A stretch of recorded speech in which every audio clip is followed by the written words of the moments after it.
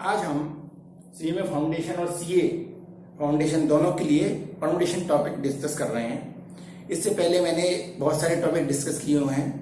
जिन friends ने topic नहीं देखे हैं उनको जरूर देखें। चैनल को सब्सक्राइब अवश्य करें जिससे कि आपको आने वाले वीडियो जल्दी से जल्दी मिल पाएंगे। तो आज मैं परमुटेशन डिस्कस कर रहा हूं। सबसे पहले इसमें है फैक्टोरियल। देखो फैक्टोरियल होता क्या है। पहली बात तो ये factorial it is defined for whole numbers.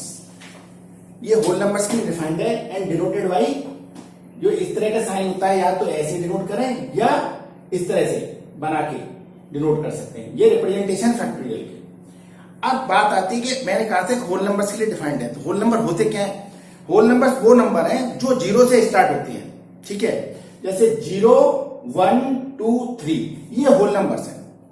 अब दूसरी बात होती है नेचुरल नंबर। नेचुरल नंबर जो नेचर ने हमको दिए हैं उसको हम दूसरा नाम बोलते हैं काउंटिंग नंबर्स। तो जो नेचुरल नंबर या काउंटिंग नंबर्स हैं वो 1 से स्टार्ट होते हैं। 1, 2, 3 अप टू इनकी कोई लिमिट नहीं होती। ये जो क्या ओपन सेट होता है एक तरह से, ठीक है, और ये भी ओपन सेट होता है, अपर बाउंड कोई नहीं है इसका। तो ये होल नंबर्स के लिए डिफाइंड है फैक्टोरियल। अब आगे देखिए फैक्टोरियल एन को डिफाइन हम कैसे करेंगे। The continued product of first n natural numbers. पहले एन नेचुरल नंबर का जो कंटिन्यूड प्रोडक्ट है इज कॉल्ड एन फैक्टोरियल। उसको हम एन फैक्टोरियल बोलते हैं और उसको डिनोट करते हैं इस तरह से और इस तरह से, जो कि मैंने बताया था इसका साइन रिप्रेजेंटेशन करने, ठीक है। अब जैसे मैंने फैक्टोरियल एन को ओपन करना है तो सबसे तरीका यह है कि जो नंबर है वहां से स्टार्ट करते हुए कम करते करते करते करते मल्टीप्लाइड फॉर्म में इसके 1 तक ले जाते हैं। जैसे मैं कहूंगा एन, इससे एक कम करने का n-1, इससे एक और कम करने का n-2, ऐसे ऐसे जाते जाते ये 3, 2, 1 लास्ट में ये 1 पर स्टॉप होता है। जैसे मैंने आपको बोला कि भाई आप फैक्टोरियल 3 की वैल्यू बताओ, तो आप क्या करेंगे 3 से स्टार्ट करते हुए एक एक कम करते हुए 1 तक जाएंगे, ये इसकी वैल्यू होगी। जैसे मैंने कहा फैक्टोरियल 4 की वैल्यू बताएं तो क्या हो गया 4, 3, 2 और 1, ये 24 हो गई। जैसे मैंने कहा फैक्टोरियल 5 की वैल्यू बताओ तो आप क्या कहोगे 5, 4, 3, 2, 1, ठीक है, ये 120 हो गया।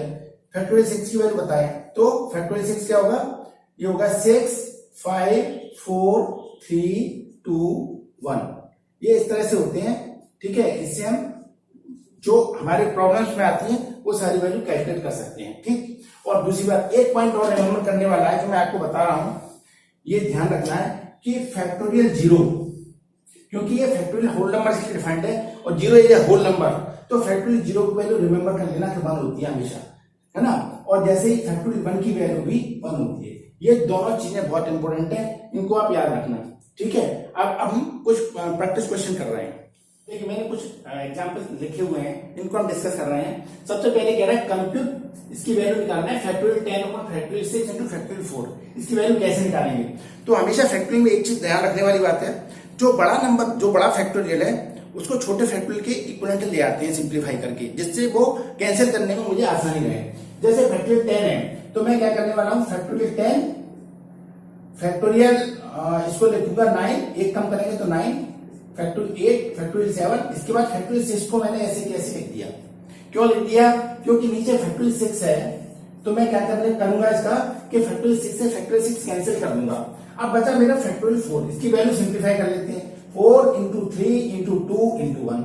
जैसा कि मैंने बताया था किसी फैक्टोरियल को ओपन करते हैं तो वहां से स्टार्ट करते हुए मल्टीप्लाई फॉर्म में 1 तक चले जाते हैं।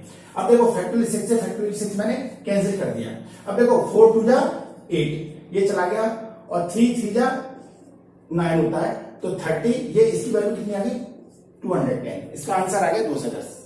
अब ये क्वेश्चन दिया है कि 1 upon factorial 4 plus 1 upon factorial 5 is equal to x upon factorial 6 है, तो x निकालना है। तो ऐसे केस में क्या, मैंने आपको पहले ही बताया कि मैं बड़े वाले फैक्टोरियल को सिंप्लीफाई करूंगा, ठीक है, जिससे वो कैंसिलेशन करने में आसानी होगी। तो फैक्टोरियल 4 मेरा छोटा है, मैं इसको छेड़ नहीं रहा। फैक्टोरियल 4 को मैं ओपन करूंगा, उससे मुझे बेनिफिट बता रहा हूं। फैक्टोरियल 5 को अगर मैं ओपन किया तो फैक्टोरियल 5 बाहर आएगा, इसके अंदर बचेगा फैक्टोरियल 4 और ये भी फैक्टोरियल 4 है, तो मैंने दोनों को अभी ऐसे के ऐसे छोड़ दिया। अब अगला वाला ये आया, इसमें से मैं 6 को खोलूंगा और 5 को खोलूंगा, फैक्टोरियल 4 ऐसे के ऐसे ही छोड़ दूंगा, ठीक है। अब इसमें आसानी क्या रही कि फैक्टोरियल 4 यहाँ पे भी है, फैक्टोरियल 4 यहाँ पे भी है और फैक्टोरियल 4 यहाँ पे भी है, तो ये कैंसिल हो गया। अब हमारे पास बड़ा सिंपल नंबर बच गया, ये 1 यहाँ बचा, 1/5 यहाँ बचा और ये x/30 यहाँ बचा। अब मैं इसका एलसीएम ले लेता हूँ 5, ये हो गया 5 + 1 इज इक्वल टू x/30, तो ये हो गया 6/5 इज इक्वल टू x/30। तो x की वैल्यू आ गई 5x is equal to 30 into 6, तो x is equal to 30 into 6/5, ठीक है। तो ये 6 टाइम, तो फाइनल आंसर कितना हो गया 36 आ गई x की वैल्यू, ठीक। अब अगला क्वेश्चन दे रखा है find n if n+1 is equal to 12 times n-1। मैंने आपको पहले बताया कि हम हमेशा बड़े वाले फैक्टोरियल को सिंप्लीफाई करते हैं। इसमें बड़ा कौन सा है, ये है, ये इसमें ये बड़ा है n+1। तो देखो अगर मैंने n+1 को ओपन किया तो अंदर क्या बचेगा, एक कम करूंगा तो n बचेगा, लेकिन यहाँ पे n-1 है, तो मैंने कहा कि n और ले लेते हैं, तो ये n-1 बच गया और ये 12 टाइम्स ये n-1 है, ठीक है जी। ऐसा करने से फायदा क्या हुआ कि ये फैक्टोरियल n-1 इससे पूरा का पूरा कैंसिल हो जाएगा। अब हमारे पास क्या बचा number n+1 is equal to 12। अब देखो मैं आपको एक छोटी टिप्स और समझा देता हूं, इन दोनों में नंबर कौन सा बड़ा है, ये दोनों में n+1 बड़ा है, ठीक है, और n-1 छोटा है, n छोटा है, n+1 बड़ा है। ये दोनों कंटिन्यू नंबर हैं, कंटिन्यू प्रोडक्ट है।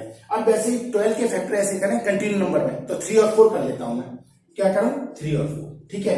तो अब देखो, अब आप छोटे को छोटे के बराबर रखें या बड़े को बड़े के, तो n छोटा है तो यहाँ छोटा क्या है 3, तो n बराबर कितना आ गया 3। अगर मैं आप बड़े को बड़े के बराबर लेंगे तो n+1 इज इक्वल टू 4, तो n इज इक्वल टू 4 - 1 3, तब भी 3 आएगा।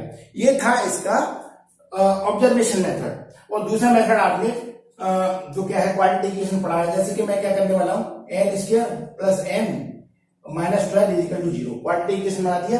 अब देखो इसका मल्टीपल कितना है माइनस का 12 में, और एडिशन कितना है प्लस का है, तो मैं कौन से फैक्टर लूंगा n² + 4n - 3n - 12 is equal to 0, n n+4, n+4 ये आ गया -3 n+4। तो आपके पास क्या क्या आ गया n+4 आ गया और n-3 आ गया 0 के बराबर।